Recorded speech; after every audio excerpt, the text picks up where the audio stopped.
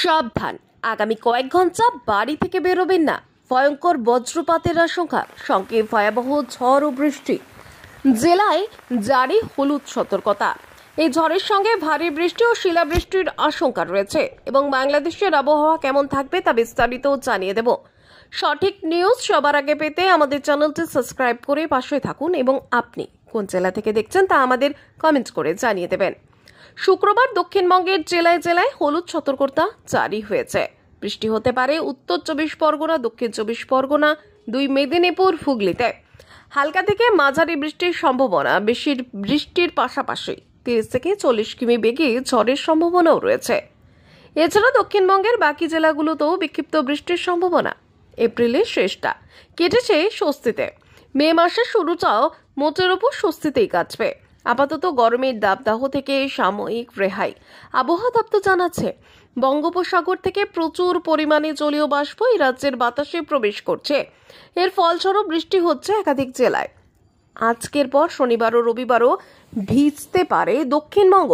বজ্রবিদ্যুৎ সহ বৃষ্টি চলবে সপ্তাহ জুড়ে। তবে সোমবার থেকে আবহাওয়ার পরিবর্তন, ক্রমশ তাপমাত্রা বাড়ার সম্ভাবনা। আবহাওয়া দপ্তর জানাচ্ছে, আপাতত রাজ্যের কোনো তাপপ্রবাহের সতর্কতা নেই রবিবার পর্যন্ত। স্বাভাবিকের নিচেই থাকবে অধিকাংশ জেলার তাপমাত্রা। বাতাসে জলীয় বাষ্প বেশি থাকার কারণে কলকাতার সকালের দিকেই কুয়াশা বা ধোঁয়াশা থাকবে।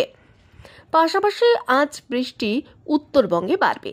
উত্তরবঙ্গের মালদা এবং উত্তর ও দক্ষিণ দিনাজপুরে বৃষ্টির সঙ্গে 40 থেকে 50 কিলোমিটার বেগে ঝড় বইতে পারে।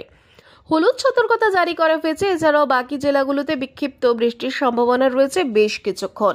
পাশাপাশি বাংলাদেশে দুপুরে গেলাম মোস্তাফা ও আফিজুল হক নামে 2 কৃষক বোরো ধান কাটতে জমিতে যান। এই সময় হঠাৎ আকাশ মেঘলা হয়ে আসে এবং শুরু হয় বৃষ্টি। এরই মধ্যে আকস্মিক বজ্রপাত হলে 2 জনেই অচেতন হয়ে পড়েন। স্থানীয়রা তাদের উদ্ধার করে নালিতাবাড়ি উপজেলা স্বাস্থ্য কমপ্লেক্সে নিয়ে গেলে কর্তব্যরত চিকিৎসক গোলাম মুস্তাফাকে মৃত বলে ঘোষণা করেন।